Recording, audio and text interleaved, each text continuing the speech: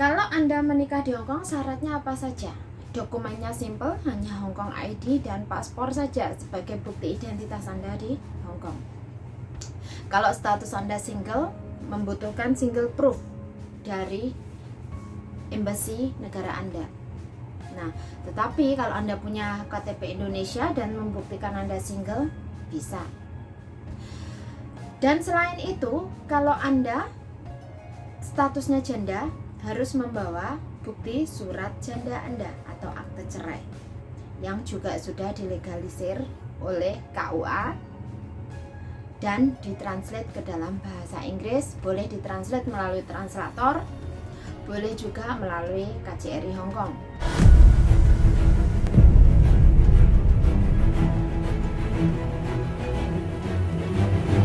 Kemarin ada yang bertanya lagi menyoal pernikahan di Hong Kong. Pernikahan di Hong Kong adalah layaknya Las Vegas. Anda bisa menikah di Hong Kong atau dibilang menurut nikah, ya kan? Kalau Anda menikah di Hong Kong, syaratnya apa saja? Dokumennya simple, hanya Hong Kong ID dan paspor saja sebagai bukti identitas Anda di Hong Kong. Kalau status Anda single, membutuhkan single proof dari embassy negara Anda. Nah, tetapi kalau Anda punya KTP Indonesia dan membuktikan Anda single, bisa. Dan selain itu, kalau Anda statusnya janda, harus membawa bukti surat janda Anda atau akte cerai yang juga sudah dilegalisir oleh KUA dan ditranslate ke dalam bahasa Inggris. Boleh ditranslate melalui translator, boleh juga melalui KJRI Hong Kong. Kalau KJRI Hong Kong translate membayar satu lembarnya $100. Kalau di luar satu lembarnya bisa $500, terserah.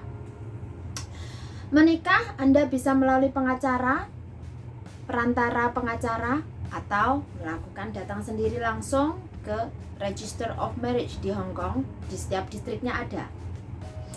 Dan itu pilihan. Nah, kalau Anda melakukan pengacara kurang lebih $2.000. Tapi kalau Anda datang sendiri otomatis berbeda. Dalam menikah di Hong Kong begitu mudah sehingga tak sedikit bagi kita atau mungkin bagi teman-teman WNI menemukan jodohnya di negeri beton ini. Tak sedikit pula mereka yang berakhir dengan kebahagiaan, tak sedikit pula mereka yang hanya sekedar untuk mencari Hong Kong ID. Semua kembali kepada yang bersangkutan. Masalahnya adalah, apakah setelah menikah Anda langsung mendapatkan status residensial? Anda memang berhak mempunyai izin tinggal sebagai spouse atau sebagai istri, tetapi belum menjadi permanent resident resmi.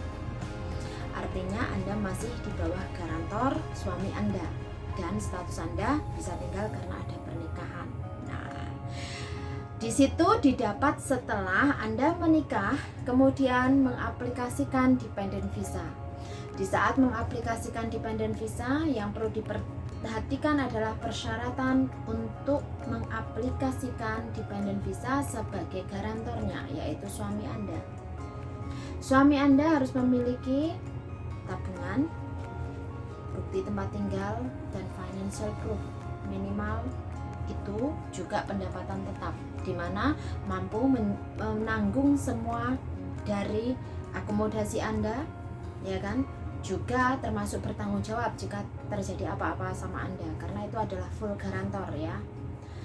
Nah, terus selain itu ada beberapa kasus yang mana bernama fake marriage atau pernikahan kontrak. Pernikahan kontrak itu terjadi atas persetujuan kedua belah pihak pastinya. Tetapi ada beberapa kasus yang sudah terkuak di tahun 2015. Hingga sang korban pun menjadi penganiayaan, mendapatkan penganiayaan dan visa tinggal sebelumnya tidak pernah didapat. Akhir-akhir ini ada lagi tertangkap 37 pasang pernikahan palsu atau fake marriage, di mana ada agennya yang mana pernikahan itu seolah dilakukan oleh kedua belah pihak yang di mana laki-lakinya usia sudah 50 lebih atau katakan 60-an, tapi yang pengantin perempuannya atau calon perempuannya adalah usia 30-an atau 20-an. Jadi age gap-nya terlalu jauh dan ada agennya sendiri, dan kemarin ada sempat diberitakan ada tertangkap juga. Nah, di sini pemahaman buat teman-teman semua yang namanya menikah itu tidak sekedar Anda dapat kutipan nikah dan status saja. Usahakan Anda sadar, Anda tahu mengapa Anda memilih untuk menikah sama pasangan Anda. Karena kalau di Hong Kong menikah itu hal mudah, aplikasi visanya perlu dipertanyakan memenuhi syarat atau tidak. Ditambah lagi kalau misal ada masalah, perceraiannya juga susah ya. Jadi teman-teman ini perlu memikirkan. Sering kali saya sampaikan, menikah di Hong Kong sangat mudah, yang susah aplikasi visanya dan setelah Anda menikah. Dan bagaimana kalau ternyata identitasnya beda? Karena Hong Kong hanya mengakui Hong Kong ID dan paspor Anda. Otomatis kalau Anda mempunyai beda identitas, Anda harus memilih salah satu. Dan itu akan mengganggu proses Anda. Apalagi ternyata jika tahun lahir berbeda, dan itu mempengaruhi surat bukti akte cerai Anda kalau Anda posisi sudah bercerai. Apa yang harus dilakukan? Yang harus dilakukan adalah membetulkan, atau kalau suratnya dari KUA atau surat pengadilan agama, yang surat cerai itu kan tidak bisa ya diubah. Nah, itu harus ada, Anda ke sidang dulu membetulkan pembetulan identitas, dalam artian ini satu orang yang sama, pembuktian satu identitas yang sama. Nah, jadi baru Anda bisa membawa ke Hong Kong. Namun sampai hari ini saya belum menemukan kasus ini lolos atau tidak. Jadi di saat saya ditanya, Mbak Kontreng, bisa enggak ya ini seperti ini, saya nggak bisa menjawab bisa atau tidak, karena itu tetap mutlak urusan pihak imigrasi Hong Kong. Kecuali kalau memang Anda menggunakan yang asli, kemudian Anda ke Hong Kong itu aplikasinya ya menikah menjadi orang baru, atau menikahnya tidak di Hong Kong, menikahnya di tempat lain menjadi orang baru. Nah, itu beda lagi. Tapi di saat Anda datang ke Hong Kong dengan suami Anda masuk Hong Kong, ya di saat update Hong Kong ID itu akan terlihat juga. Jadi ya sama saja, cuman kan perbedaannya Anda harus kalau mengikuti Hong Kong ID, artinya surat-surat Anda yang di Indonesia ya harus diikutkan seperti Hong Kong ID. Jadi tidak bisa mengganti tahun lahirnya sesuai dengan data asli. Meskipun bisa, itu agak rumit. Jadi tidak ada jaminan di sana bisa lolos. Pasti 100% lolos itu tidak ada, karena tidak ada di itu 100% ya, pasti ada resikonya juga. Nah, jadi bagi teman-teman di saat mengambil keputusan menikah, yang dipastikan adalah identitasnya sama atau tidak. Yang pertama. Yang kedua adalah calon Anda. Karena mau atau tidak, dibilang bagaimanapun juga di saat Anda berada di Hong Kong atau menikah di Hong Kong, di saat aplikasi dependent visa itu akan mempengaruhi. Jadi harap diperhatikan. Kalau syarat menikah tetap sama, Hong Kong ID, paspor, dan single proof atau bukti surat cerai Anda jika Anda bercerai. Kalau Anda janda mati, ya surat kematian suami Anda. Dan Anda bisa menikah melalui pengacara atau datang langsung sendiri. Aplikasinya untuk menikah bisa melalui online, bisa datang langsung. Jaraknya 3 bulan sebelumnya harus sudah memasukkan aplikasi atau memasukkan dokumen kepada Register of Marriage terdekat di distrik terdekat ya.